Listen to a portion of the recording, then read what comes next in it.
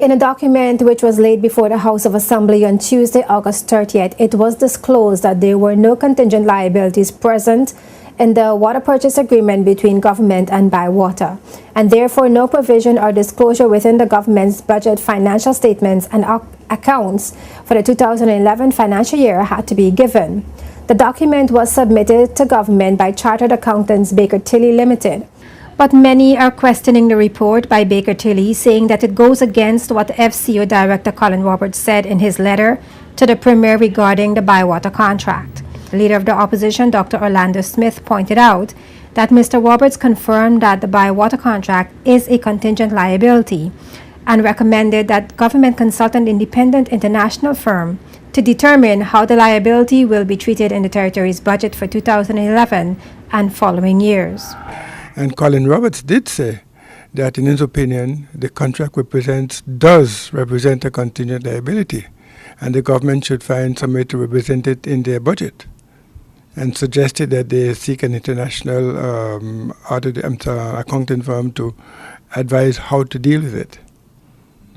The document, which is now a public document, is saying that it is not a contingent liability and does not have to be dealt with, right? But that was not the question.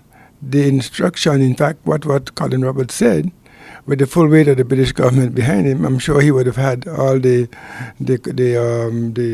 auditors and accountants looking at this thing. He said that it was indeed a contingent liability, and what he should be doing is find a way to represent it in the budget.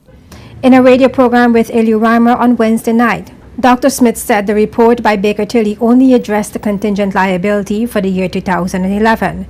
He said the firm pointed out in the document that their investigation was carried out within certain agreed-upon procedures. It was an independent accountant report on applying agreed-upon procedures for the government of the Virgin Islands. Agreed-upon procedures. That means that there were certain parameters given to the accounting firm to work within when they're looking at the whole question. And later on, the third paragraph, it said, had we performed additional procedures, other matters might have come to attention that would have been reported to you. Also speaking on the matter was Bishop John Klein, who said that anyone who reads the report would see that it did not meet the requirements of what was suggested by Colin Roberts in his letter to the Premier. Bishop Klein added that Baker Tilly represented the government as financial advisors in the negotiations for the Biwater contract, and therefore could not be considered to be an independent firm. Baker Tilly works for the government. So how can they offer any unbiased or independent opinion on this matter? That's the first thing. Secondly, the letter did not ask for this accounting firm to decide whether there was a contingent liability or not. The letter clearly stated that there is a contingent liability, and the government now must, according to the accounting standards, ask this independent accounting firm how to treat this liability.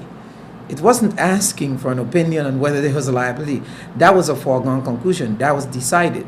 So this whole report that's put forth by the government in the House of Assembly is utter nonsense. It's a cover-up. It's something to make them escape their responsibility of not bringing this in the budget. That's what this is designed to do. It's clear to see.